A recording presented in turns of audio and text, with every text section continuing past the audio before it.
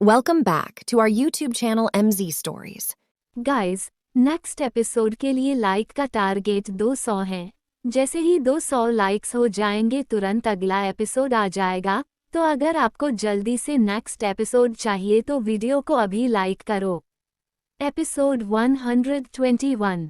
ऋषभ की बातें सुनकर पंछी ने जैसे अपने सोचने समझने की शक्ति खो दी थी। उसका दिल उसी बात पर अटका रह गया था।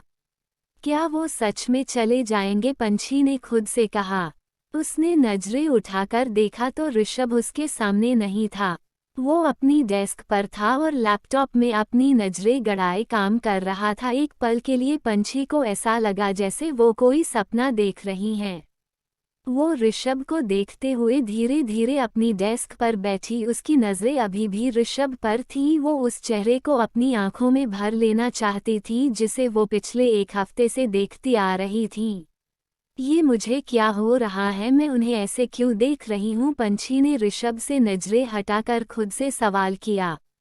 नो पंछी, उन्हें मत देख। वो खुद को समझा रही थी पर कहीं कुछ अंदर ऐसा था जो बार बार उसे ऋषभ की ओर देखने के लिए मजबूर कर रहा था। ना चाहते हुए भी उसने तिरछी नजरों से ऋषभ को देख ही लिया। जैसे ही उसने ऋषभ को देखा ठीक उसी टाइम उसने भी अपनी झुकी पलकों को उठाकर पंछी को देखा। एक सेकंड के लिए दोनों की नजरें टकराए और पंछी ने सर झुकाते हुए अपनी आंखें कसकर बंद कर ली।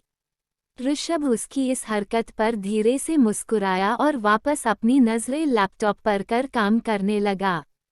दिल्ली में पाखी और काव्या खाना खाने के बाद दोनों बातें कर रही थी। उन्हें देखकर ऐसा लग रहा था दोनों सालों बाद एक दूसरे से मिल रही हैं। दोनों के चेहरे से हंसी जाने का नाम ही नहीं ले रही थी। दूसरी तरफ ऑफिस में अरुण पाखी के घर से जाने के बाद उसने मेंशन जाना ही छोड़ दिया था। वो ज्यादातर ऑफिस में ही रहता था। कभी कभी अपने विला चला जाता और वहां पाखी के साथ बिताए लम्हों को याद करने लगता। नहीं तो अपने ऑफिस में ही रहता। रेस्ट करने के टाइम ऊपर ऑफिस के टॉप फ्लोर पर बने अपने फ्लैट में चला जाता। अभी भी वो अपने फ्लैट में ही था और रोहित उसके सामने काउच पर बैठा उसे घूर रहा था। रोहित के सामने अरुण बेड पे बैठा लैपटॉप में काम कर रहा था। दोनों ने ही नाइट सूट पहना हुआ था। रोहित ने अरुण को घूरते हुए कहा, तूने अपनी वाली को तो दूर किया ही किया, मेरी वाली को भी कर दिया। अरुण ने उसकी बातें सुनकर लैपटॉप से नजरें हटाकर उस पर डाली तो रोहित ने फिर से कहा, पता है कितना मुश्किल होता है अपनी ही बीवी से दूर रहना। बोलते हुए उसने एक कुशन उठाकर अरुण के ऊपर फेंका। अरुण ने उस कुशन को कैच करते हुए कहा, जानता हूँ मैं भी अपनी बीवी से दूर हूँ। रोहित उसकी बातों पर बोला, I am missing her so much. तू देखना चाहता है उसे? अरुण पूछा। अरुण के पूछने पर रोहित ने एक छोटे बच्चे की तरह सर हाँ में हिला दिया। उसका ऐसा रिएक्शन देखकर अरुण को हंसी आ रही थी। उसने अपनी हंसी कंट्रोल करते हुए उसे अपने पास आने का इशारा किया। रोहित उसके पास चला गया। अरुण लैपटॉप में कुछ करने लगा। रोहित ने उसे देखते हुए कहा, मुझे पता है वो भी मुझे मिस कर रही होगी। मुझसे प्यार भी तो बहुत करती है, मेरी ही तरह वो सड होगी। जैसे ही रोहित ने ये कहा उसी पल उसके कानों में हंसने की आवाज गई। रोहित ने अपनी नजरें अरुण से हटाकर लैपटॉप की स्क्रीन पर जमाई। काव्या को इतना हंसते मुस्कुराते देखकर रोहित की आंखें फटी की फटी रह गई। तो वहीं रोहित की बोली गई बातों को याद कर अरुण जोर जोर से हंस रहा था। उसने हंसते हुए ही कहा, क्या कहा था अभी तूने? वो भी सड होगी, तुझे मिस कर रही होगी, पर यहाँ तो मुझे कुछ ऐसा नहीं दिख रहा। इनफैक्ट वो तो इतना खुश तेरे साथ भी नहीं होती जितना खुश वो अभी पाखी के साथ है। अरुण की बातों पर रोहित ने उसे घूरकर देखा और घूरते हुए ही बोला, पाखी भी हंस रही है, देख उसे भी तेरी याद नहीं आ रही।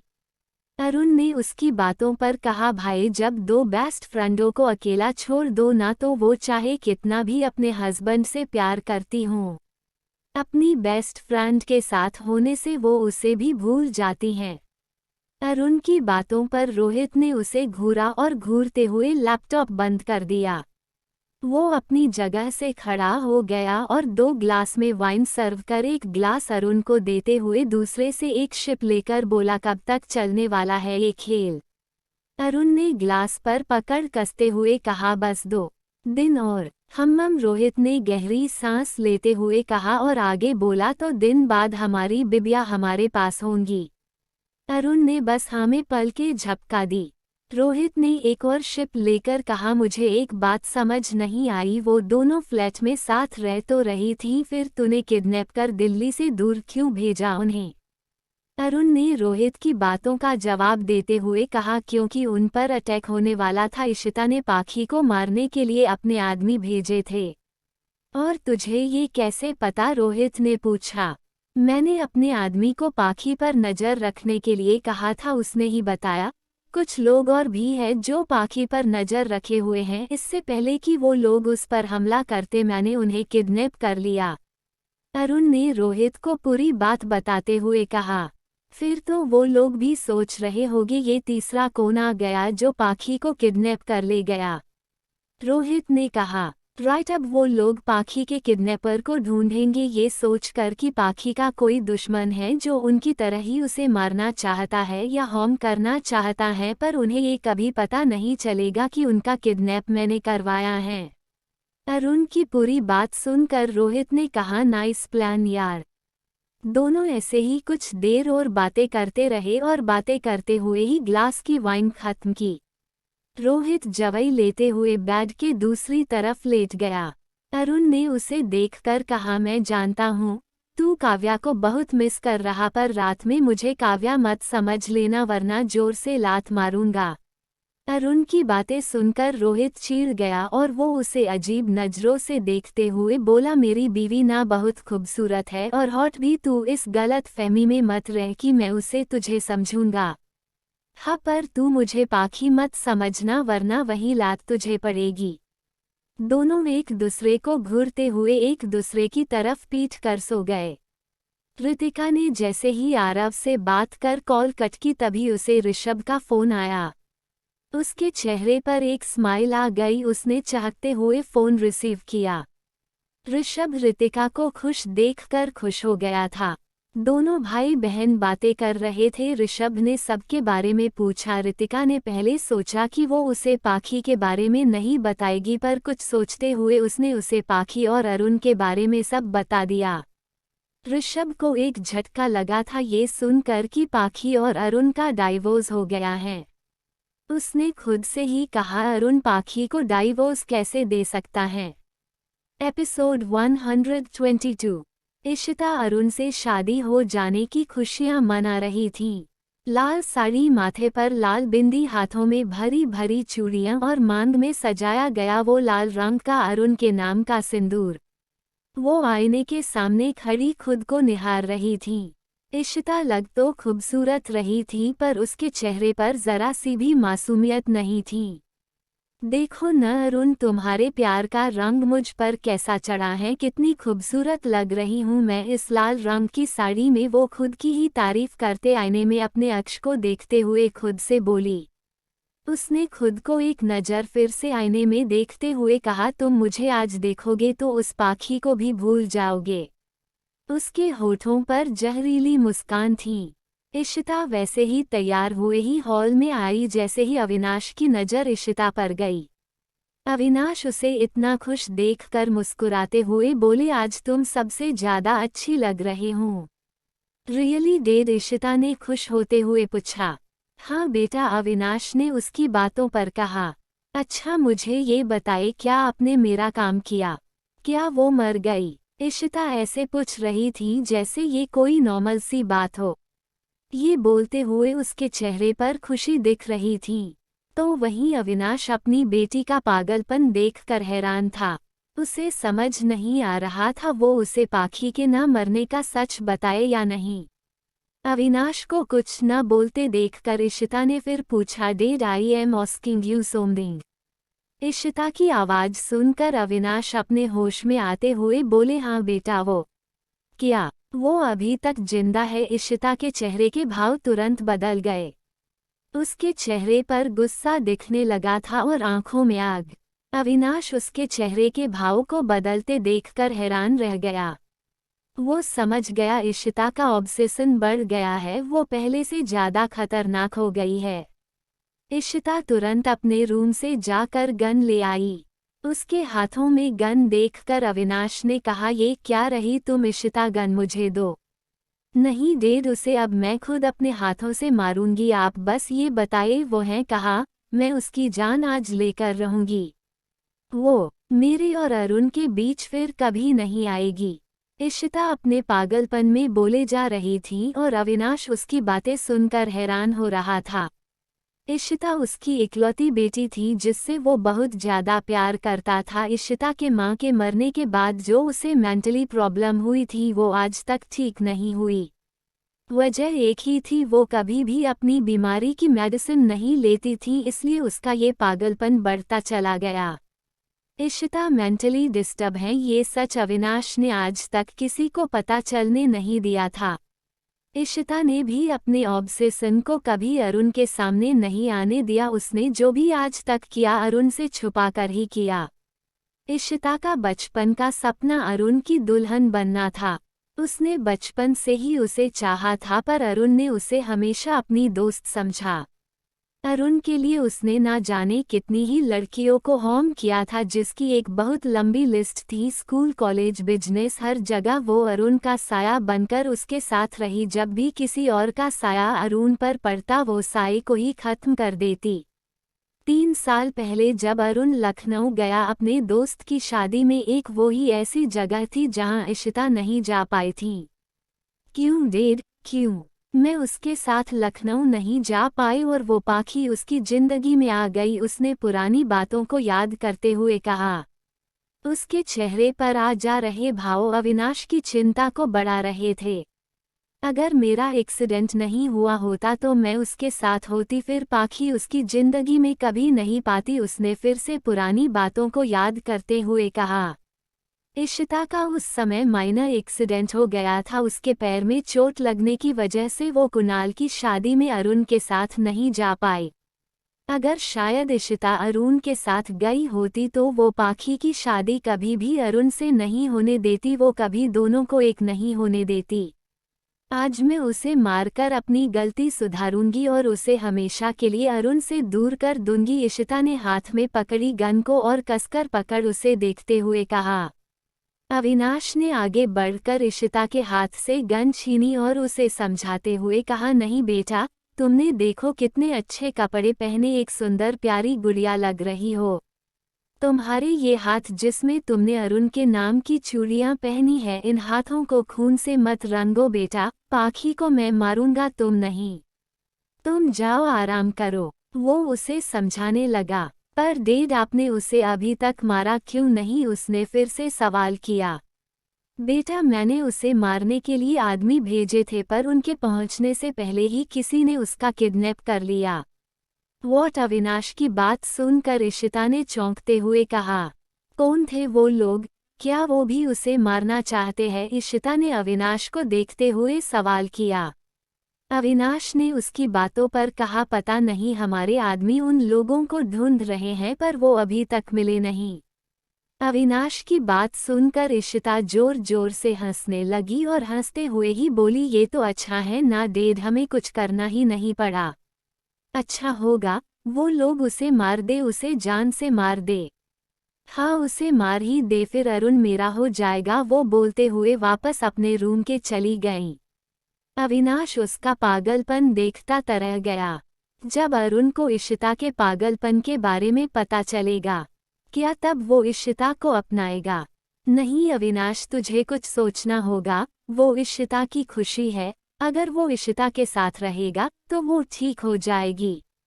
तुझे कुछ तो ऐसा करना होगा जिसकी वजह से अरुण इशिता के साथ रहने के लिए तैयार हो जाए, वो खुद से ही बातें करते हुए सोच रहा था। उससे कुछ दूरी पर खड़ी एक मेड उसकी सारी बातें सुन रही थी, उसने इशिता का पागलपन भी देखा था। मुंबई में ऋषभ ऑफिस में था और उसका ध्यान दिल्ली में, वो कल रात रितिका से की गई बातों के बारे में सोच रहा था। उसे अभी भी इस बात पर भरोसा नहीं हो रहा था, अरुण ने पाखी को डाइवोर्स दे दिया है।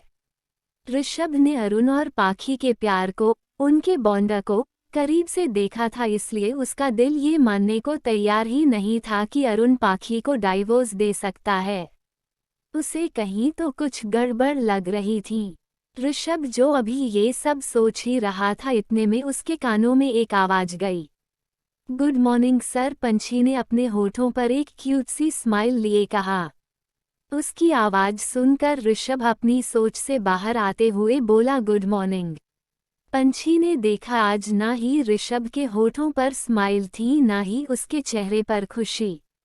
ऋषभ का खोया हुआ अंदाज पंछी को उसके बारे में सोचने पर मजबूर कर गया। सर को क्या हुआ? क्या वो किसी बात से परेशान है? पर ऐसी कौन सी बात है जो उन्हें इतना परेशान कर रही है? पंछी ने खुद से ही सोचते हुए कहा। दिल्ली में अरुण और रोहित केबिन में थे और किसी इम्पोर्टेंट प्रोजेक्ट पर डिस्कस कर रहे थे, तभी मयंक बिना अरुण के बुलाए उसके कैबिन में आया। मयंक को देखकर अरुण ने कहा, क्या हुआ, तुम्हें कोई काम है? मयंक ने बिना अरुण की तरफ देखे सर झुकाए हुए ही कहा, नो सर, मैं आपको कुछ बताना चाहता हूँ। मयंक का आज ऐसा बिहेवियर अरुण को उसके बारे में सोचने पर मजबूर कर गया। बोलो, क्या बोलना है तुम्हें? अरुण ने कहा। एपिसोड 123। मयंक सर झुकाए खड़ा था। अरुण उसका ऐसा बिहेवियर देखकर समझ गया था कोई न कोई सीरियस बात है। अरुण ने उसे बोलने के लिए कहा तो मयंक ने सर झुकाए हुए ही कहा सर। उसने जैसे ही ये कहा उसका दिल जोर से धड़कने लगा। उसने अपनी आंखें कसकर बंद कर ली, उसका शरीर ठंडा पड़ गया। अरुण उसे ऐसे बिहेव करते देख रहा था, रोहित की नजरें भी उसी पर थीं। मयंक को खामोश होते देखकर रोहित ने कहा, क्या हुआ मयंक, बोलो, क्या बताना है तुम्हें? रोहित की बात सुनकर उसने अपने शरीर की सारी हिम्मत इकट्ठी कर कहा, सर, जिसे आप ढूंढ रहे हैं वो मैं हूँ। मयंक की बात सुनकर अरुण की भौहें तन गई। उसने अपने हाथ में पकड़ा पेन डेस्क पर रखा और मयंक को घूरते हुए खड़ा हुआ। वो उस पर नजरें गड़ाए हुए ही उसके पास गया। रोहित भी अरुण को देखकर खड़ा हो गया और उसके पीछे जाकर खड़ा हो गया। अरुण का एक हाथ उसकी पेंट की जेब में था। उसने अपनी आईब्रो को सिकुड़ा और कोल्ड वॉइस में बोला, मैं किसी को ढूंढ रहा हूँ। मयंक, ये तुम्हें कैसे पता? अरुण ने सवाल किया। वो कंफर्म करना चाहता था क्या मयंक ही है वो आदमी। अरुण की बात सुनकर उसने अपनी मुट्ठी को कुछ और कस लिया। मैं ही वो शख्स हूँ जिसे आप इतने दिन से ढूंढ रहे हैं सर। उसने बहुत हिम्मत कर ये बात कही थी। एक बार के लिए लड़की के बाप के सामने एक्सेप्ट करना आसान होता है कि वो उसकी बेटी का बॉयफ्रेंड है, पर वही बात एक लड़की के भाई के सामने कहना उतना ही मुश्किल, क्योंकि कोई भाई अपनी बहन के लिए ऐसी बातें सुन नहीं सकता। वो अपनी बीवी से भी थोड़ा ज़्यादा पजेसिव अपनी बहन के लिए होता है।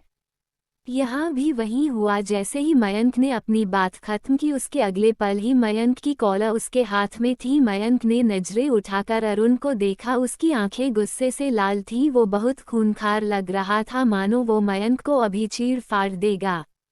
अरुण ने अपने एक एक शब्द पर जोर देते हुए कहा, how dare you to touch my sister. Arun के सामने जो इशिता ने तस्वीरें पेश की थी, उन तस्वीरों में मयंक माही को किस कर रहा था। जब अरुण ने उन तस्वीरों को देखा तो वो इतना गुस्सा हो गया था कि अगर उस वक्त अरुण के सामने मयंक होता और उसे पता होता ये वही है तो वो उसकी जान उसी पर ले लेता। अरुण का इतना गुस्सा होना जायज था। भला कोई भी भाई खुद की बहन की ऐसी तस्वीरें देखकर खुद को कैसे कंट्रोल कर सकता था। मयंक ने हिम्मत कर अरुण की आंखों में देखा और उसकी आंखों में देखते हुए ही पूरे सच्चे मन और ईमानदारी से अपनी बात उसके सामने रखी। आई लव हर। जैसे जी मयंक ने ये कहा, अरुण ने एक मुक्का उसके मुंह पर मार दिया। तुम्हारी हिम्मत भी कैसे हुई ये कहने की? तुमने ये सोच भी कैसे लिया कि तुम उसके लायक हो? बोलते हुए उसने दूसरा पंच मारा। रोहित खड़ा अभी भी समझने की कोशिश कर रहा था वहाँ हो क्या रहा है। वो समझता भी तो कैसे? अरुण और मयंक दोनों ने ही एक बार भी माही का नाम नहीं लिया था। अरुण ने उसकी कॉलर पकड़ उससे कहा, तुम्हारी इस एक गलती की वजह आज सब खराब हो गया है। जिसे आप गलती कह रहे हैं उसे प्यार कहते हैं। मयंक की बात सुनकर अरुण का गुस्सा और बढ़ गया। उसने एक साथ 2-3 पंच और उसके मुंह पर मार दिए। मयंक के मुंह से खून निकलने लगा। रोहित अरुण को इतना अग्रेसिव देखकर अरुण के सामने आकर उसे मयंक से दूर करते हुए बोला, ये क्या कर रहा है तू? तू उसे मार क्यों रहा है और ये तुम दोनों क्या बात कर रहे हो? रोहित सामने से हट, मैं इसे नहीं छोड़ूंगा। इसकी हिम्मत भी कैसे हुई माही को हाथ लगाने की? अरुण की बातें रोहित को चौंका गई। क्या मयंक ने माही के साथ कुछ? रोहित ने अभी इतना ही कहा था कि तभी पीछे से मयंक ने अपनी आवाज बुलंद करते हुए कहा, प्यार करता हूं मैं उससे, जिंदगी है वो मेरी। अब मयंक की आंखें में ना कोई गिल्ट था ना शर्म। उसे देखकर ऐसा लग रहा था जैसे प्यार का जुनून उसके सर चढ़कर बोल रहा है। सच सुनकर रोहित की पकड़ अरुण पर कुछ ढीली हुई। अरुण एकदम से उसे साइड धकेल आगे बढ़कर उसके मुंह पर एक पंच मारा। मयंक के मुंह से खून निकल रहा था और उसका चेहरा एक तरफ झुका था। उसने एक हाथ की बाह को अपने मुंह पर रगड़ा और होठों से बह रहे खून को साफ कर बोला, हाथ मेरे पास भी है साले साहब पर मैं रिश्ते का। उसने इतना ही कहा था कि तभी अरुण ने एक बार फिर पूरे फोर्स के साथ उसे पंच मारा। मयंक के कदम लड़खड़ा गए और कुछ कदम दूर होते हुए वो गिरने लगा। पर तभी आरव जो अरुण के कैबिन में आया ही था उसने जल्दी से मयंक को संभाल लिया। अरुण उसे मारने फिर आगे बढ़ा तो रोहित ने उसे आगे आकर उसके गले लगते हुए उसकी कमर पकड़ ली और उसे रोकने लगा। ये सब हो क्या रहा है भाई? आप मयंक को मार क्यों रहे हैं? आरव ने सवालिया नजरों से सब देखते हुए सवाल किया। रोहित ने जल्दी से कहा, आरव तू मयंक को लेकर हॉस्पिटल जा जल्दी, मैं तुझे सब बाद में बताता हूँ। आरव ने देखा मयंक उसके कंधे पर सर रखे हुए ही बेहोश हो गया था। वो रोहित की बात मानकर मयंक को हॉस्पिटल ले गया। रोहित ने अरुण को काउच पर बैठाया और उसे समझाते हुए बोला, ये क्या कर रहा था तू? तूने देखा ने उसने क्या कहा? वो माही से प्यार करता है। अरुण गुस्से से कहा। हाँ तो जो सच था उसने बता दिया। रोहित ने कहा। वो माही से कैसे प्यार कर सकता है? उसकी औकात ही क्या है माही के सामने? She is my princess. Arun aggressive होते हुए कहा। क्यों? एक ऑर्डिनरी लड़के को प्रिंसेस से प्यार नहीं हो सकता? और ये औकात कहाँ से आ गई बीच में? प्यार क्या किसी की औकात देखकर होता है? रोहित ने समझाते हुए कहा। तो अरुण ने फिर से उसी टोन में कहा, पर उसे तो अपनी हैसियत देखनी चाहिए थी ना, जो उसके लिए बना ही नहीं उसके ख्वाब कैसे देख सकता है वो? अच्छा तू भगवान है? नहीं ना, तू फिर तुझे ये कैसे पता वो दोनों एक दूसरे के लिए नहीं बने? रोहित ने बोलते हुए उसकी कॉलर पकड़ ली और उसे झकझोरते हुए कहा, अरुण होश में आ, उसने कोई गुनाह नहीं किया है, उसने भी वही किया है जो हम दोनों ने किया है, प्यार। किसी से बेइंतहा प्यार। और प्यार करना कोई जुर्म नहीं है, इबादत है जो दिल से की जाती है। उसने तेरी और मेरी तरह ही इबादत की है माही की। रोहित बोल रहा था। अरुण चुपचाप उसकी बातें सुन रहा था।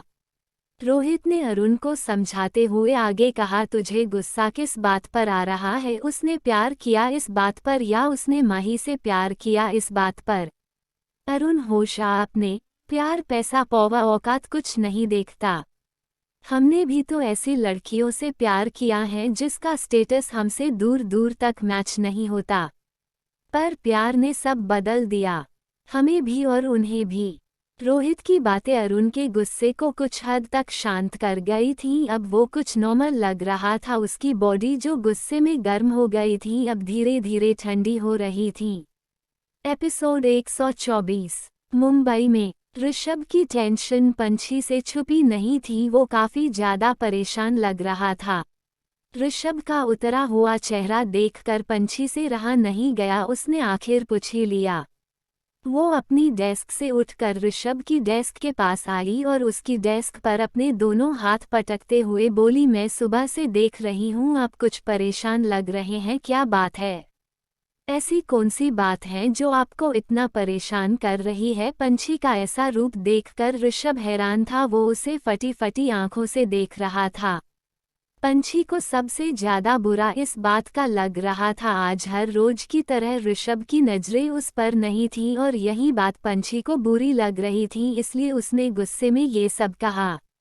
अब आप मुझे ऐसे क्या देख रहे हैं, बताइए क्या बात है जो इतना परेशान है आप। इस बार पंछी की बातें सुनकर ऋषभ मुस्कुराया और अपनी चेयर से उठकर उसके सामने आ गया। पंछी अपने कदम पीछे ले रही थी। ऋषभ उसके पीछे हटते कदमों के साथ साथ आगे बढ़ रहा था। एक पल ऐसा आया कि वो दीवार से टकरा गई। पीछे और जगह न देखकर और ऋषभ को अपने इतने करीब देखकर पंछी का दिल जोरों से धड़क रहा था।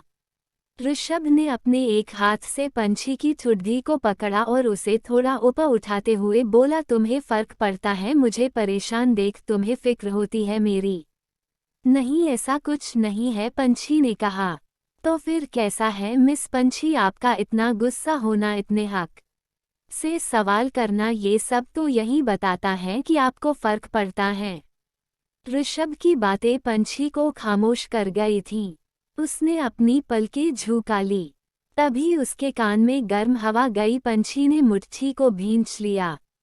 ऋषभ ने अपनी गर्म सांसें पंछी के कान के पास छोड़ते हुए कहा, सिर्फ एक दिन बचा है, कल मैं दिल्ली चला जाऊंगा। ऋषभ की बातें सुनकर उसने झुकी पलकों को उठाया तो उसकी आंखें ऋषभ की आंखों से जा मिली। उसने होले से पंछी के गाल पर अपना एक हाथ रख दिया। पंछी ने कमसाते हुए अपनी आंखें बंद कर ली। ऋषभ उसे देखकर धीरे से मुस्कुराया। तभी कैबिन का डोर ओपन कर रोनी अंदर आया। पंछी ने चौंक कर आंखें खोली और दोनों ने डोर की तरफ देखा। रोनी भी दोनों को देख रहा था। दोनों को देखकर उसने मन ही मन खुद से कहा, मेरी टाइमिंग हमेशा गलत होती है, पर इन दोनों को भी तो थोड़ा सोचना चाहिए। ऑफिस काम करने के लिए होता है, रोमांस करने के लिए नहीं। पंछी और ऋषभ दोनों अभी हैरानी से रोनी को देख ही रहे थे कि तभी रोनी ने अपना गला साफ किया। उसकी आवाज सुनकर दोनों जल्दी से होश में आते हुए एक दूसरे से दूर हुए। दिल्ली में आरव मयंक को हॉस्पिटल ले आया था। अंदर मयंक का ट्रीटमेंट हो रहा था। बाहर बेंच पर बैठा आरव ऑफिस में जो उसने देखा वो इस बारे में ही सब सोच रहा था कि तभी फोन रिंग हुआ। आरव ने अपना फोन देखा तो कॉल उसके फोन में नहीं आ रही थी। उसने दूसरी साइड देखा तो उसके बगल रखा मयंक का फोन रिंग हो रहा था। आरव ने फोन अपने हाथ में लिया और उस पर फ्लैश हो रहे नाम को देखा, प्रिंसेज। उसने धीरे से कहा, क्या ये मयंक की गर्लफ्रेंड है? आरव ने सोचते हुए खुद से कहा, क्या मुझे कॉल रिसीव कर मयंक के बारे में उन्हें बताना चाहिए? आरव ने फिर से सोचते हुए खुद से कहा। बार बार कंटिन्यूअसली कॉल आने से आरव ने कॉल रिसीव कर ही ली। इससे पहले कि आरव कुछ बोल पाता, दूसरी तरफ से माही ने मयंक पर गुस्सा करते हुए कहा, कहाँ थे अब तक? कब से कॉल कर रही हूँ, तुम मेरी कॉल रिसीव क्यों नहीं कर रहे थे? भाई ने क्या आज ज्यादा काम दे दिया है? माही नॉन स्टॉप बोल रही थी तो वही आरव के चेहरे की हवाएं उड़ गई थीं। माही की आवाज सुनकर उसे अब धीरे धीरे सब समझ आ रहा था। अरुण ने मयंक को क्यों मारा ये वजह उसे अब समझ आ गई थी। उसने बिना कुछ बोले कॉल कट कर दिया और फोन को अपनी मुट्ठी में दबा दिया। तभी डॉक्टर मयंक का ट्रीटमेंट कर रूम से बाहर आया। आरव उनके सामने खड़ा हो गया। डॉक्टर ने उसे देखते हुए कहा, हिज फाइन नींद का इंजेक्शन दिया है तो कुछ देर तक बेहोश रहेंगे। उन्हें रेस्ट की जरूरत थी, इसलिए उन्हें नींद का इंजेक्शन देना जरूरी था। डॉक्टर अपनी बात बोलकर जाने लगा, तभी वो रुक गया जैसे उसे कुछ याद आया हो। वो आरव की तरफ मुड़ते हुए बोला, ये प्रिंसेज कौन है? क्या इनकी वाइफ है या गर्लफ्रेंड? डॉक्टर की बात सुनकर आरव ने अपनी मुट्ठी कसकर बंद कर ली। वो बार बार उसे ही बुला रहे थे, अगर आप उन्हें ले आओ, और वो अगर पेशेंट से मिले तो ये और जल्दी अच्छे हो सकते हैं। डॉक्टर की बातों का आरव ने ना हाँ में जवाब दिया ना में। वो बस चुपचाप उसकी बातें सुनता रहा। डॉक्टर अपनी बात बोलकर चला गया था। आरव ने एक नज़र उस रूम को देखा जहां मयंक था और फिर वो भी चला गया। पाखी और काव्या दोनों एक साथ एक दूसरे की कंपनी को खूब एंजॉय कर रही थी। उन्हें इस बात की जरा सी ही भनक नहीं थी कि बाहर क्या हो रहा है। पाखी को अरुण पर पूरा भरोसा था, भला उसका अब अरुण और उसकी फैमिली के अलावा अपना कहने के लिए था ही कौन। वो अरुण की बात बिना कुछ सोचे समझे मान रही थी। उसे खुद से भी ज्यादा अरुण पर भरोसा था। आरव खुराना मेंशन आ गया था। उसने हॉल में आते हुए काम कर रहे हैं सर्वेंट से पूछा, चीकू कहाँ है। एक सर्वेंट ने जवाब दिया, आरव बाबा, चीकू बिटिया तो अपने कमरे में ही है, आज को कॉलेज भी नहीं गई। आरव सीधा माही के रूम की तरफ बढ़ गया। वो माही से उम्र में 4 साल बड़ा था, पर फिर भी दोनों बच्चों की तरह लड़ते थे। आरव जब माही के रूम में आया तो देखा माही बेड पे बैठी बुक्स पढ़ रही थी। आरव को अपने रूम में देखकर माही ने चौंकते हुए कहा, भाई आप यहाँ, आज ऑफिस नहीं गए आप। आरव उसे अजीब नजरों से देख रहा था। उसने बिना घुमाए फिराए डायरेक्ट सवाल किया, क्या मयंक तेरा बॉयफ्रेंड है। एपिसोड 125। आरव माही के रूम में आते ही उसे घूरने लगा था। माही इस समय आरव को अपने रूम में देखकर हैरान रह गई थी। उसने बुक को बंद करते हुए कहा, भाई आप क्या आज आप ऑफिस नहीं गए। वो बोलते हुए बेड से उतरी। आरव ने उसकी बातों को इग्नोर कर कहा, क्या मयंक तेरा बॉयफ्रेंड है। माही आरव की बातें सुनकर चौंक गई। वो अपने हाथों की उंगलियों को मसलने लगी और आरव से नजरें चुराने लगी। उसे नजरें चुराता देखकर आरव बोला, माही क्या ये सच है, मैंने तेरी आवाज सुनी है, मयंक का फोन मैंने रिसीव किया था। आरव की बातें सुनकर माही की जैसे सांसें ही रुक गई। उसके चेहरे पर पसीना आ गया था। वो डर रही थी। आरव उसके डर को देख पा रहा था। उसने माही के खामोश रहने पर आगे बढ़ माही के बाजुओं को पकड़ उसे हिलाते हुए कहा, माही हाँ या ना। उसने अटकते हुए धीरे से कहा, हाँ। हाँ भाई। माही की हाँ सुनकर आरव ने उसे छोड़ दिया। लगता है भाई को पहले ही पता चल गया था, आरव ने सोचते हुए कहा। माही ने डरते हुए कहा, क्या भाई को पता चल गया। आरव ने उसकी बातें इग्नोर कर अपनी बात को जारी रखते हुए बोला, इसलिए उन्होंने उसे इतना मारा है। क्या भाई ने मयंक को मारा है, वो कहा है। आरव की बातें सुन माही ने हिम्मत कर पूछा, हाँ वो अभी हॉस्पिटल में है। और तू माही, तूने एक बार भी नहीं सोचा क्या तुझे लगता है डैड और मॉम का भी इसके लिए राजी होंगे। आरव बोल रहा था पर माही उसे तो जैसे कुछ सुनाई ही नहीं दे रहा था। उसका ध्यान अभी भी उस बात पर अटका था, मयंक हॉस्पिटल में है। आरव अपनी बात बोलकर चला गया। माही उसके रूम से जाते ही वो भी अपनी रूम से निकल गई। वो कुछ ही देर में मेंशन से बाहर आ गई। ड्राइवर ने जब उसके दरवाजा खोला तो उसने उसे मना करते हुए कहा, आप रहने दे, मैं खुद ड्राइव करूंगी। पर मैम हमें ऑर्डर मिले हैं, हम आपको ड्राइव करने ना दे। आपको जहां जाना है आप हमें बताएं, हम आपको ले जाएंगे, ड्राइवर ने कहा। तो माही ने उसकी बातों पर कहा, ठीक है आप थोड़ा फास्ट ड्राइव करिएगा। ओके मैम, ड्राइवर ने कहा और माही के लिए फिर से कार का डोर ओपन कर दिया। माही पीछे बैठ गई और ड्राइवर ड्राइव करने लगा। माही ने अपना फ़ोन लिया और ऋतिका का नंबर डायल कर दिया। ऋतिका ने 2 रिंग में ही उसकी कॉल रिसीव कर ली। हाँ माही बोलो, ऋतिका ने कॉल पर कहा। ऋतिका, यार भाई को पता चल गया। उसकी आवाज़ में घबराहट थी। उसने उसे सारी बातें बता दी। माही की पूरी बात सुनकर ऋतिका ने कहा, मैं अभी आ रही हूँ। इतना बोलकर उसने फ़ोन रख दिया। ऑफिस में अरुण का गुस्सा काफ़ी हद तक शांत हो गया था। रोहित ने उसके कंधे पर हाथ रख कहा, इस बारे में बाद में बात करते हैं, पहले अब अपने प्लान को एग्जीक्यूट कर। रोहित की बात सुनकर अरुण ने अपना फ़ोन निकाला और इशिता को कॉल कर दिया। इशिता ने अरुण की कॉल देखते ही तुरंत कॉल रिसीव कर लिया। क्या बात है, तुमसे अब रहा नहीं जा रहा मेरे बिना। इशिता की फ्लर्टिंग बातें सुनकर अरुण ने गुस्से में अपनी आंखें बंद कर ली। कुछ सेकंड रुककर उसने कहा, हम कल अपनी शादी की अनाउंसमेंट करेंगे। तुम सच बोल रहे हो। इशिता अरुण की बातें सुनकर खुश हो गई थी। उसने कन्फर्म करते हुए पूछा, हाँ। तुम ये बताओ, तुम पार्टी कहाँ रखना चाहती हो, मेरे घर या अपने घर? अरुण के पूछने पर इशिता ने कहा, घर नहीं अरुण, हम पार्टी होटल में रखेंगे। दिल्ली के 5 स्टार होटल में। कैसा लगा तुम्हें मेरा ये आइडिया? अच्छा है। ठीक है, मैं प्रिपरेशन करवाता हूँ, अरुण ने कहा। इशिता से बात कर अरुण ने कॉल कट कर दिया। रोहित ने कहा, अब आगे क्या करना है? वो और उसके डेड कल तक पाखी को ढूंढकर मारने की कोशिश करेंगे। हमें कल तक कैसे भी उन्हें सेफ रखना है, अरुण ने सोचते हुए कहा। उसकी टेंशन तू मत ले, तू बस प्लान पर फोकस कर। चिराग है और मैं भी तो हूँ, कल का पूरा दिन मैं वहीं रहूंगा। पार्टी कब की है? नाइट में, अरुण ने कहा। हॉस्पिटल में। मही हॉस्पिटल पहुंच गई थी। रिसेप्शन पर पूछने से उसे मयंक किस फ्लोर किस रूम के हैं पता चल गया था।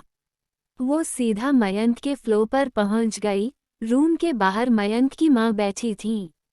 मयंक की माँ सुधा व्यास रो रही थी। मही उनके पास गई और धीरे से बोली, आंटी मयंक कैसा है अब? सुधा ने आवाज सुनकर माही की तरफ देखा। वो माही को पहचानती थी। सुधा जानती थी माही मयंक की गर्लफ्रेंड है। मयंक माही को अपनी माँ से मिलवा चुका था, पर सुधा ये नहीं जानती थी माही अरुण खुराना की बहन और महेंद्र खुराना की बेटी हैं।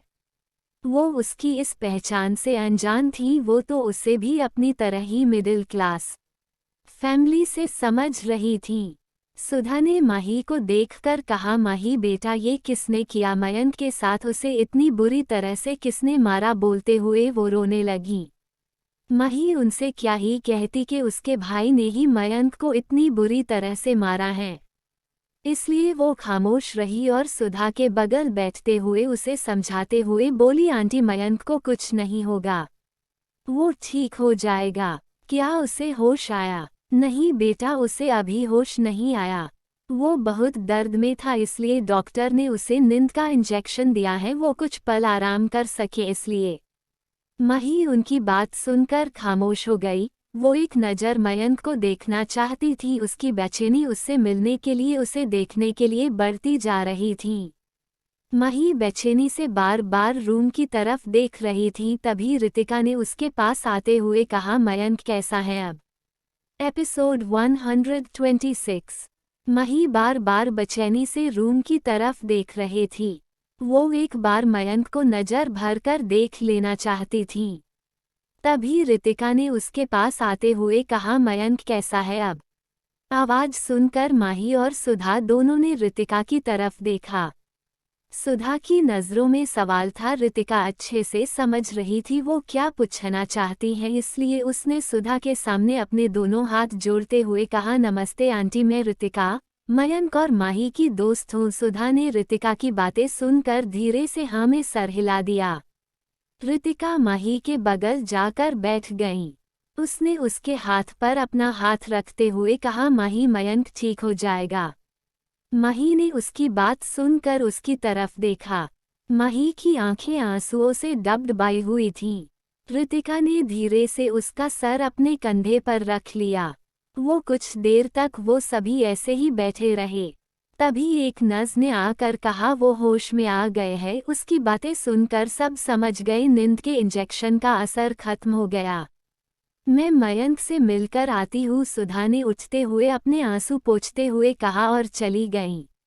मयंक के सिवा उसका इस दुनिया में था ही कौन? वो उसकी इकलौती संतान थी। मयंक के पिता रामेश्वर व्यास के जाने के बाद मयंक ही तो उनका सहारा था। वो दोनों माँ बेटे अपनी एक छोटी सी दुनिया बनाए हुए थे, जिसमें अब माही ने भी कदम रख दिया था। माही को बेचैन देखकर रितिका ने कहा, तुम भी जाओ, उससे मिल लो। जब तक तुम उसे देखोगी नहीं, तुम्हें सुकून नहीं मिलेगा। रितिका की बातें सुनकर माही उठी और अंदर जाने लगी कि तभी उसके कानों के एक आवाज गई और उसके कदम रुक गए। माही आरव ने उसके पास आते हुए कहा। जब आरव माही से दोबारा बात करने उसके रूम में गया तो वो उसे कहीं नहीं मिली। आरव को समझने में देर नहीं लगी कि वो हॉस्पिटल गई होगी, और इसलिए उसे लेने के लिए आरव भी हॉस्पिटल आ गया। माही आरव को देखकर डर गई थी। वो कुछ कदम पीछे हो गई और अपने हाथों की उंगलियों को मसलने लगी। रितिका ने देखा कि माही आरव से डर रही है तो वो माही आगे आकर खड़ी हो गई और आरव की आंखों में देखते हुए बोली, माही तुम अंदर जाओ। रितिका की बातें सुनकर आरव ने भी रितिका की आंखों में देखते हुए कहा, माही तुम अंदर नहीं जाओगी। माही के आगे बड़े कदम वहीं रुक गए। रितिका ने दोनों हाथ बांध लिए और आरव को घूरने लगी। फिर उसकी आंखों में ही देखते हुए बोली, माही तुम जाओ, मैं भी देखती हूँ तुम्हें अंदर जाने से कौन रोकता है। रितिका की बातें सुनकर माही हिम्मत कर अंदर चली गई तो वहीं आरव रितिका को घूरने लगा। उसने रितिका की बाहें पकड़ गुस्से में कहा, तुम्हें क्या जरूरत थी बीच में आने की, मैं उससे बात कर रहा था ना। आरव की बातें सुनकर रितिका ने उससे अपनी बाहें छुड़ाते हुए कहा, क्यों नहीं आ सकती मैं बीच में, वो मेरी दोस्त है, मैं एक बार नहीं बार बार आऊंगी। आरव ने गुस्से में फिर से उसकी बाहें पकड़ते हुए कहा, रितिका वो मेरी बहन है। तुम्हारी बहन है तो क्या? बोलो, क्या प्यार करने के राइट्स सिर्फ खुराना ब्रदर्स को है? क्या वो किसी से प्यार नहीं कर सकती? रितिका ने बेहद गुस्से से कहा तो आरव ने अग्रेसिव होते हुए कहा, रितिका तुम दूर रहो इस मैटर से। नहीं रहूंगी, उसने उसकी आंखों में देखते हुए बहुत गुस्से से कहा। आरव अभी उसे कुछ और कहता कि तभी उसका फोन रिंग हुआ। उसने देखा कॉल अरुण की है तो उसने जल्दी से कॉल पिक करते हुए कहा, हेलो भाई। दूसरी तरफ से अरुण ने कहा, आरव मयंक को दिल्ली के बेस्ट हॉस्पिटल में ले जाओ, उसका ट्रीटमेंट अच्छे से करवाओ, उसे कुछ नहीं होना चाहिए और पूरे टाइम तू खुद उसके साथ रहेगा। अरुण की बातें आरव को चौंका गई थी, उसे समझ नहीं आ रहा था अब उसका भाई मयंक की इतनी परवाह क्यों कर रहा है। उसने अरुण की बातों पर कहा, पर भाई। अरुण ने उसे बीच में ही टोकते हुए कहा, आरव जो मैं कह रहा हूँ वो कर, हम इस बारे में बाद में बात करेंगे। आरव ने ओके बोलकर कॉल कट कर दिया था। अरुण रोहित के समझाने के बाद दूसरे नजरिए से सोचने लगा और तब उसे एहसास हुआ कि उसने वाकई गलती की है। उसकी बहन भी तो उसकी तरह ही किसी से प्यार ही तो किया है। जब प्यार करने का हक उसे है तो उसकी बहन को क्यों नहीं। यही सब सोचते हुए वो अपनी गलती सुधारना चाहता था। वो खुद जाकर मयंक से माफ़ी मांगना चाहता था, पर अभी जिन हालातों में वो फंसा था पहले उसे ठीक करना चाहता था। इसलिए उसने आरव को मयंक का ख्याल रखने के लिए कहा। मयंक हाथ में फ़ोन पकड़े सोच रहा था कि तभी रितिका ने कहा, क्या हुआ, अब तुम चिल्ला क्यों नहीं रहे हो। आरव रितिका को एक नज़र देखकर चला गया। रितिका उसे खुद को इग्नोर करता देखकर उसके पीछे पीछे चली गई। माही जैसे ही अंदर गई उसके पैर जम गए। मयंक की ऐसी हालत देखकर मयंक सुधा से बात कर रहा था। उसके सर पर पट्टी बंधी थी, उसके चेहरे पर काफ़ी ज़्यादा गहरे जख्म थे। मयंक की नज़र जैसे ही माही पर गई उसे अपनी आंखों पर यकीन नहीं हुआ। वो तो ये सोच रहा था माही से मिलना अब उसका ख्वाब बनकर ही रह जाएगा, पर माही हकीकत बनकर उसी सामने खड़ी थी। मयंक के चेहरे पर एक खुशी की झलक दिखी जिसे सुधा ने भी देखा। सुधा अपने बेटे के बदलते भाव को देखकर समझ गई। उसके चेहरे पर ये खुशी की झलक माही के आ जाने से है। वो कुछ बहाना बनाकर बाहर चली गईं। उनके बाहर जाते ही माही एकदम से मयंक के पास आई और उसके गले लग गई। मयंक ने भी उसे कसकर अपनी बाहों के भर लिया। माही को देखते ही मयंक की आधी तकलीफ दूर हो गई थी और उसके गले लगकर जैसे उसे जिंदगी मिल गई थी। माही की आंखों में ठहरे आंसू अब बह निकले और वो रोने लगी। मयंक ने उसकी पीठ सहलाते हुए कहा, प्रिंसेस तुम रोते हुए बिल्कुल अच्छी नहीं लगती, तो फिर क्यों रो रही हो। देखो मैं बिल्कुल ठीक हूँ, कुछ नहीं हुआ मुझे, तो फिर ये रोना क्यों। माही ने उसके गले लगे हुए ही रोते हुए बोली, आई एम सॉरी, ये सब मेरी वजह से हुआ, अगर मैं तुम्हारी जिंदगी में नहीं होती तो तुम्हें ये सब नहीं सहना पड़ता। माही की बातों पर मयंक ने उसे समझाते हुए कहा, प्रिंसेस ये मेरे साले साहब का प्यार है, हाँ बस उन्होंने थोड़ा ज़्यादा ही प्यार दिखा दिया, इसलिए मैं हॉस्पिटल के बेड तक पहुंच गया। पर तुम देखना, मैं अपने साले को मना कर रहूंगा। वो नहीं मानेगे, माही ने रोते हुए कहा। तो मयंक उसके चेहरे को अपने हाथों में भरते हुए बोला, वो मान जाएंगे, हम उन्हें मनाएंगे। एपिसोड 127। अगला दिन मुंबई में। आज ऋषभ दिल्ली जा रहा है। उसकी नजरें अपने कैबिन के डोर पर ही थीं। उसे पंछी का इंतजार करते हुए सुबह से शाम हो गई थी, पर पंछी अभी तक नहीं आई थी। ऋषभ के अंदर सवालों का एक तूफान उठा हुआ था। क्या वो मुझसे प्यार नहीं करती? पर ऐसा कैसे हो सकता है? मैंने उसकी आंखों में कुछ देखा है। आपने लिए वो मुझे पसंद करती? I know. ऋषभ खुद से ही सवाल जवाब किए जा रहा था। रोनी जो उसे इतनी देर से आवाज दे रहा था, उसने उसे कंधे से पकड़ हिलाते हुए कहा, क्या सोच रहा है? कब से आवाज दे रहा हूं तुझे। ऋषभ ने कहा, नहीं वो मैं बस। उसकी बात को बीच में ही काटते हुए रोनी बोला, उसका इंतजार कर रहा है न। ऋषभ ने सर झुका लिया। रोनी ने फिर कहा, देख मेरी बात मान, वो नहीं आएगी यार, तू मुंबई की लड़कियों को जानता नहीं है। ऋषभ ने फ्रस्ट्रेटेड होते हुए कहा, रोनी स्टॉप इट यार, वो ऐसी लड़की नहीं है। रोनी ने रुड टोन में कहा, अच्छा तो फिर आई क्यों नहीं? अभी तक तूने उसे बताया तो था तू जाने वाला है आज। ऋषभ ने सफाई देते हुए कहा, हो सकता है वो ट्रैफिक में फंस गई हो। रोनी उसकी बातों पर बोला, तू झूठ बोलकर खुद को तसल्ली देता रहे है। बोलते हुए उसने अपनी रिस्ट वॉच में टाइम देखते हुए कहा, तेरी ट्रेन का टाइम हो गया है, चल तुझे स्टेशन ड्रॉप कर देता हूँ। रोनी ने बोलते हुए अपने दोनों हाथ कमर पर टिका दिए और फिर आगे बोला, मुझे एक बात समझ नहीं आई। तूने फ्लाइट की टिकट कैंसिल कर ट्रेन से जाने का प्रोग्राम क्यों बनाया?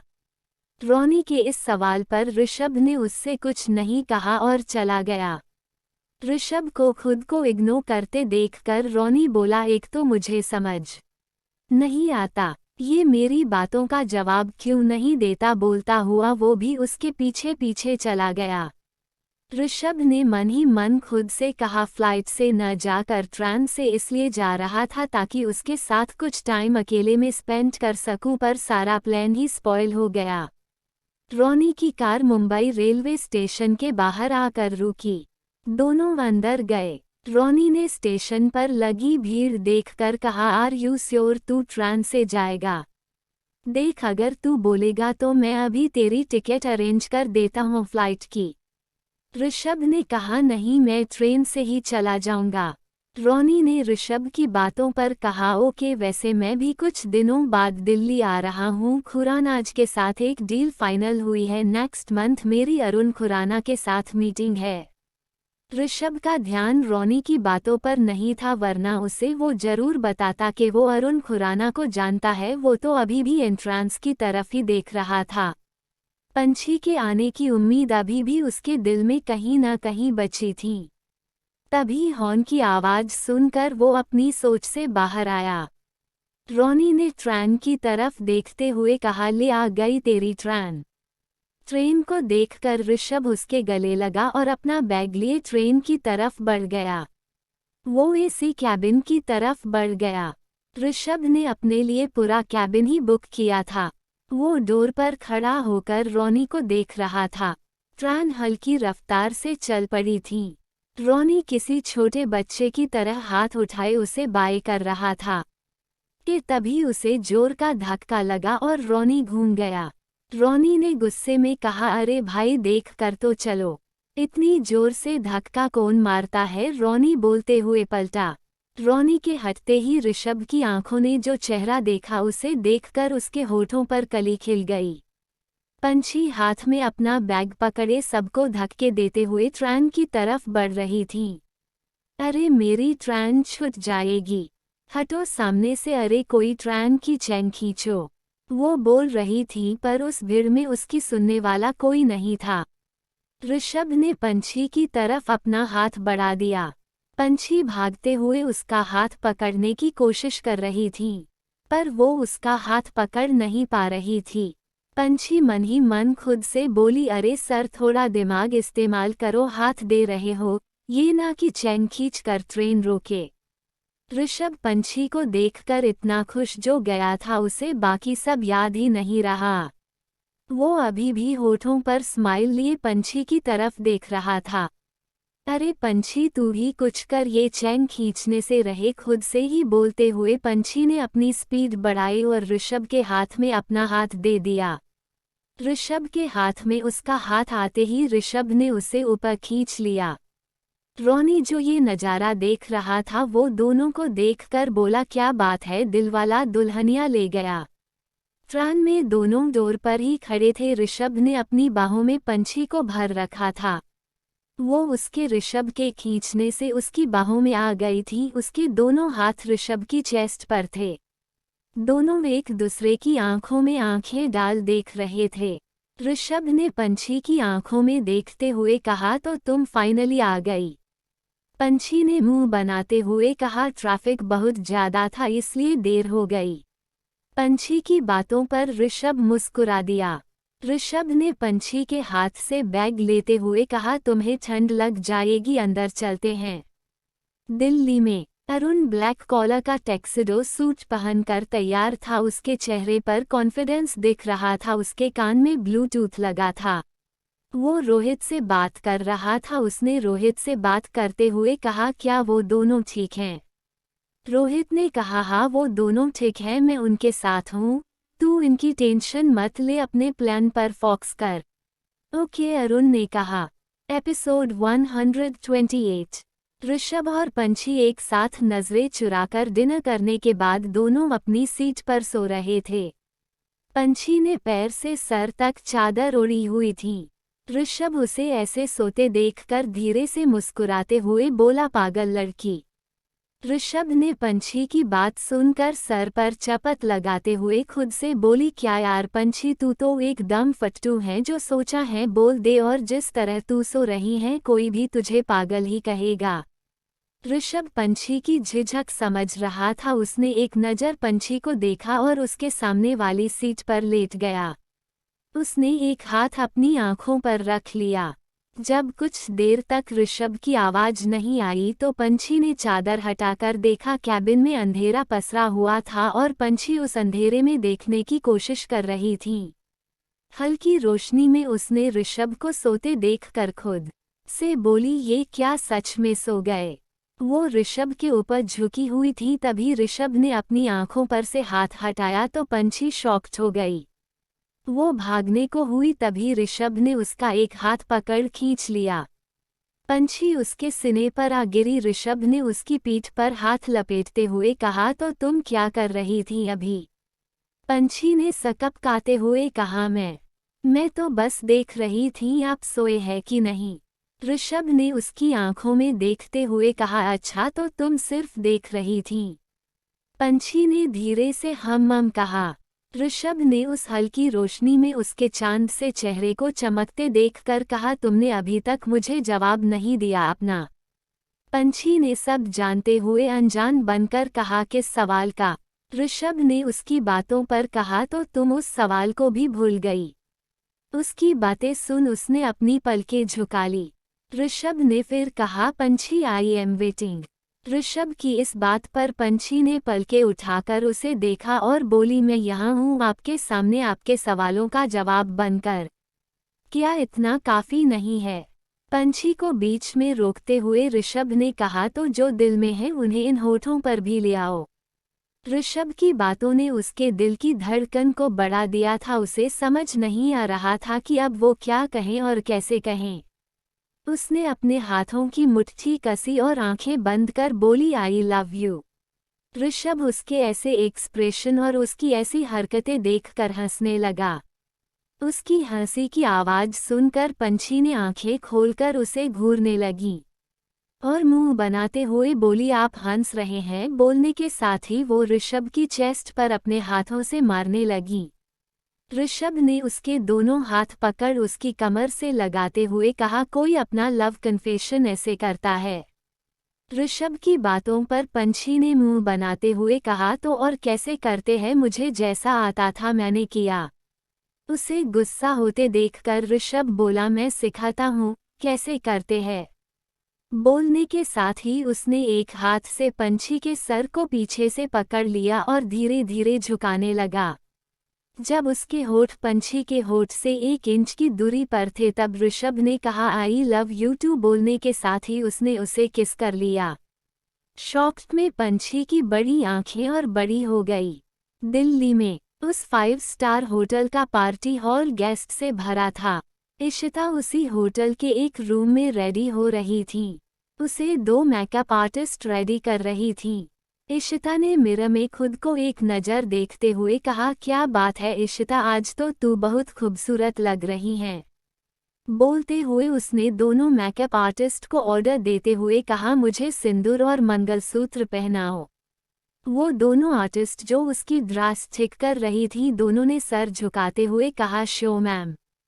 तभी इशिता का फ़ोन रिंग हुआ। उसने देखा कॉल अरुण की है तो उसने जल्दी से कॉल रिसीव करते हुए दोनों मेकअप आर्टिस्ट को बाहर जाने का इशारा किया। क्या तुम तैयार हो? अरुण ने कॉल पर इशिता से कहा। हाँ बस हो गई, क्या तुम रेडी हुए? इशिता ने कहा तो उसकी बातों पर अरुण ने कहा अपने रूम का डोर ओपन करो। अरुण के कहने पर इशिता ने अपने रूम का डोर ओपन किया तो सरप्राइज रह गई। सामने उसके अरुण खड़ा था जो बहुत हैंडसम और डैशिंग लग रहा था। इशिता उसे देखकर मन ही मन खुद से बोली तुम तो डे बाय डे और भी चार्मिंग होते हुए जा रहे हो अरुण। इशिता के बुलाने पर अरुण अंदर गया। तुम रेडी हो तो चले? अरुण ने कहा। हाँ 1 मिनट। बोलने के साथ ही इशिता वार्डरोब के पास गई और उसे खोलकर सेफ में से फोटोज और नेगेटिव ले आई और फिर अरुण को देते हुए बोली मैंने अपना प्रॉमिस पूरा किया अरुण, ये रहे फोटोज और नेगेटिव, तुम मुझे मिल गए, मुझे और कुछ नहीं चाहिए। अरुण ने उसकी बातें इग्नोर कर फोटोज और नेगेटिव लेकर उसे बालकनी में आकर जला दिया। इशिता उसे ये करते हुए देखकर मुस्कुरा रही थी। अरुण वापस रूम में आया और इशिता से बोला तो चले मिसेज खुराना, सब हमारा वेट कर रहे हैं। अरुण के इतने प्यार से पूछने पर इशिता ने स्माइल करते हुए अपने दोनों हाथ से अरुण की बाह पकड़ ली और बोली चले। अरुण इशिता के साथ लिफ्ट से हॉल में आया और दोनों अलग अलग हो गए। अरुण स्टेज पर चला गया अनाउंसमेंट करने के लिए। इशिता स्टेज के पास जाकर खड़ी हो गई। वो अरुण के अनाउंसमेंट का वेट कर रही थी। जैसे ही अरुण सबके सामने उसे अपनी वाइफ इंट्रोड्यूस करेगा वो स्टेज पर जाएगी। इशिता यही सोच सोच कर खुश हो रही थी। उस पार्टी में सब थे, अनुराग मेहरा, महेंद्र खुराना और अर्पणा खुराना भी। उन दोनों को तो पता भी नहीं था आखिर अरुण ने ये पार्टी रखी क्यों है। अनुराग मेहरा अपनी बेटी को खुश देखकर खुश था। तभी अरुण ने माइक में कहा आई नो आप सब सोच रहे होंगे ये पार्टी मैंने बिन मौसम बरसात की तरह क्यों रखी है, तो ज़्यादा सोचिए मत, मैं खुद ही बता देता हूँ। आप में से बहुत से लोग मेरी शादी में शामिल नहीं थे तो जाहिर सी बात है आपने मेरी वाइफ को भी नहीं देखा। आज की ये पार्टी इसलिए है कि आप सब जान सके मेरी वाइफ कौन है। अरुण अनाउंसमेंट कर रहा था तो वहीं अर्पणा ने महेंद्र से कहा ये आपका बेटा पागल हो गया क्या? पाखी को डाइवोर्स दे दिया है, फिर ये क्या बोल रहा है?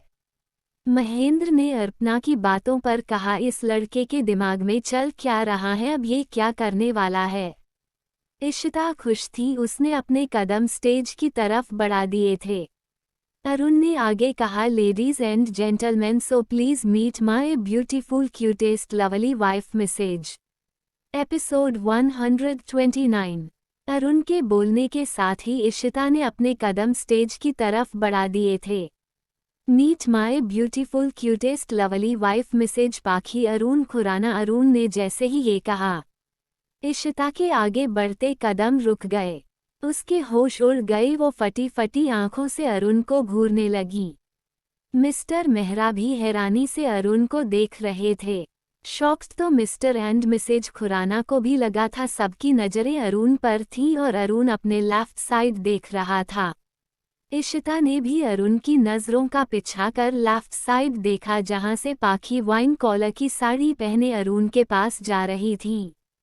उसकी मांग में लगा सिंदूर, गले में मंगलसूत्र, ये सब देखकर इशिता को तेज झटका लगा था। उसने अपने गले पर हाथ रखा और मंगलसूत्र को पकड़कर खींच दिया। पाखी ने स्टेज पर आते हुए अरुण का हाथ थाम लिया। उसके चेहरे पर खुशी थी, वो अरुण की आंखों में देख रही थी। अरुण सबसे पाखी को अपनी वाइफ के तौर पर इंट्रोड्यूस करवा रहा था। इशिता ये देखकर हक्का बक्का रह गई। आखिर ये सब क्या था? क्या अरुण ने उसके साथ खेल खेला, उसके प्यार का मजाक बनाया, उसे धोखा दिया? शादी उसकी और अरुण की भी हुई थी ऑन पेपर, फिर ये पाखी को अपनी बीवी क्यों बोल रहा है? इसका और पाखी का तो डाइवोर्स भी हो गया था। इशिता के मन में ये सारे सवाल चल रहे थे। उसे समझ नहीं आ रहा था आखिर ये सब हो क्या रहा है। अभी थोड़ी देर पहले ही तो अरुण ने उससे कहा था कि वो सबके सामने उसे अपनी वाइफ इंट्रोड्यूस करेगा। फिर पाखी कैसे? उसका तो किडनैप हो गया था, फिर वो यहाँ कैसे? उसने सोचते हुए खुद से कहा। उसने मुट्ठी को कसकर बंद कर लिया। अविनाश जो दूर खड़ी इशिता को देख रहे थे वो उसे रोते हुए देखकर गुस्से से भर गए। अविनाश ने खुद से कहा, ये तुमने अच्छा नहीं किया अरुण, मेरी बेटी के साथ उसे सपने दिखाकर उसके सपनों को उसके सामने ही तोड़ दिया। तुम्हें इसकी कीमत चुकानी होगी अरुण। इशिता बुत बने खड़ी थी, वो एकटक बिना पलके झपकाए दोनों को घूर रही थी। पार्टी खत्म हुई और एक एक करके सारे गेस्ट चले गए। अब वहाँ सिर्फ परिवार वाले और इशिता और उसके डेड खड़े थे। इशिता ने तेज आवाज में गुस्से में कहा, तो तुमने मेरा इस्तेमाल किया। उसकी आवाज सुनकर सबने उसकी तरफ देखा। अरुण, उसके होठों पर स्माइल थी जो इशिता को चिढ़ा रही थी। अरुण ने वैसे भी स्माइल करते हुए कहा, नो इशिता, मैंने तुम्हारा इस्तेमाल नहीं किया, बस वही किया जो तुम मेरे साथ कर रही थी। इशिता ने अरुण की बातों पर कहा, तुम भूल रहे हो क्या, तुम ऑन पेपर मेरे हस्बैंड हो। तुम्हें शायद कोई गलतफहमी हुई है, मैं नहीं ऑन पेपर तुम्हारा हस्बैंड हूँ और ना रिचुअल्स के अकॉर्डिंग हमारी शादी हुई है, अरुण ने इशिता को समझाते हुए कहा। तो इशिता ने उसकी बातों पर कहा, मेरे पास अभी भी हमारी शादी के पेपर है अरुण। अरुण ने फिर से उसे मुस्कुराते हुए जवाब दिया, तो एक बार फिर उन पेपर्स को अच्छे से देख लो। अरुण की बात सुनकर इशिता रूम में जाकर वो पेपर ले आई और अरुण के सामने करते हुए बोली, अब क्या कहोगे? इस पर तुम्हारे और मेरे दोनों के साइन हैं। वो दोनों बहस कर रहे थे और बाकी सब पूरा मामला समझने की कोशिश में लगे थे कि आखिर ये सब हो क्या रहा है। अरुण ने पेपर देखकर मुस्कुराते हुए कहा, हाँ मेरे ही साइन हैं और इस पेपर के अकॉर्डिंग हम हस्बैंड वाइफ भी है। अरुण की बात सुनकर इशिता मुस्कुरा दी। वो कुछ बोलने को हुई तो अरुण ने उसे रोकते हुए कहा, फर्स्टली लेट मी फिनिश। बोलते हुए उसने आगे कहा, हम हस्बैंड वाइफ हैं पर इस टाइम पर नहीं। उसकी बात सुनकर इशिता की भौहें सिकुड़ गई। तभी अरुण ने कहा, आज ठीक 100 साल बाद तुम मेरी वाइफ बनोगी और मैं तुम्हारा हस्बैंड। जैसे ही अरुण ने ये कहा, इशिता ने पेपर पर डेट चेक की तो उसकी आंखें फटी की फटी रह गई। किसी ने सोचा भी नहीं था अरुण ने ऐसी चाल चली होगी। अरुण के जवाब इशिता के मुंह पर एक जोरदार तमाचे जैसा था। अब इशिता को पहले वो लम्हे याद आ रहे थे जब अरुण खुद से शादी करने के लिए मान गया था और उससे भी पहले उसने पेपर पर साइन किए थे। वो इसलिए इतना खुश था कि शादी होने के बाद भी वो शादी के हर बंधन से आज़ाद रहेगा। और मैं बेवकूफ़ ये समझ रही थी अरुण भी अब मुझसे प्यार करने लगा है, इशिता ने मन ही मन खुद से कहा। उसने उन पेपर को देखा जिसका कोई मतलब नहीं था। उसने उन पेपर को फाड़कर अरुण के ऊपर उछाल दिया। उसकी आंखें गुस्से से लाल हो गई थीं। उसने लाल आंखों से पाखी और अरुण को घूरा और घूरते हुए बोली, पछताओगे, तुम दोनों पछताओगे। अब देखो मैं क्या करती हूँ। तुम्हें क्या लगा मैंने सच में तुम्हें वो फोटोज और नेगेटिव दे दिए हैं? उसकी एक कॉपी अभी भी मेरे पास है जिसे मैं कल के न्यूज़पेपर में प्रिंट करवाऊंगी।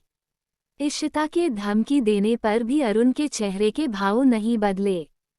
क्या हुआ, अब तुम्हें डर नहीं लग रहा या फिर तुम पागल हो गए हो, इशिता ने पूछा तो अरुण ने एक बार फिर हंसते हुए कहा, तुम्हें क्या लगा मैं तुम पर इतनी आसानी से भरोसा कर लूंगा।